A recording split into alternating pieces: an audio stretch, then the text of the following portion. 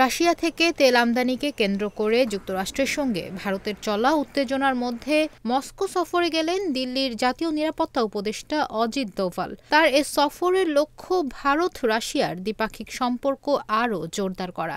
ভারতীয় সংবাদ মাধ্যম এনডিটিভির প্রতিবেদনে এ তথ্য জানানো হয়।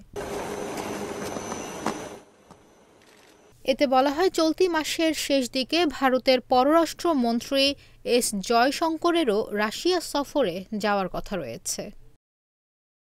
যদিও এই সফর আগেই নির্ধারিত ছিল, তবে যুক্তরাষ্ট্রের প্রেসিডেন্ট ডোনাল্ড ট্রাম্পের সাম্প্রতিক মন্তব্যের প্রেক্ষাপটে এই সফর নতুন মাত্রা পেয়েছে। সিএনবিসিকে দেওয়া এক সাক্ষাৎকারে ট্রাম্প বলেন, ভারত কখনোই ভালো বাণিজ্য অংশীদার ছিল না। তারা আমাদের সঙ্গে প্রচুর ব্যবসা করে, কিন্তু আমরা ততটা সুযোগ পাই না। আমরা আপাতত 25% শুল্কে রাজি হয়েছি, কিন্তু আমি সেটা আগামী 24 ঘন্টায় আরও অনেক বাড়াতে যাচ্ছি। কারণ তারা রুশ তেল কিনছে, তারা যুদ্ধযন্ত্রে ইন্ধন দিচ্ছে। যদি তারা এটা করে তাহলে আমি খুশি হতে পারছি না।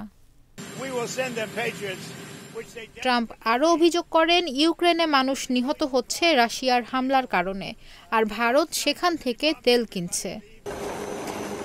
ভারত এখনও ট্রাম্পের এসব মন্তব্যের আনুষ্ঠানিক জবাব দেয়নি, তবে দোভালের সফরকে গুরুত্বের সঙ্গে দেখা হচ্ছে, বিশেষ করে ভূ রাজনৈতিক বাস্তবতায় ভারতের অবস্থান ও স্বার্থ রক্ষার প্রেক্ষাপটে।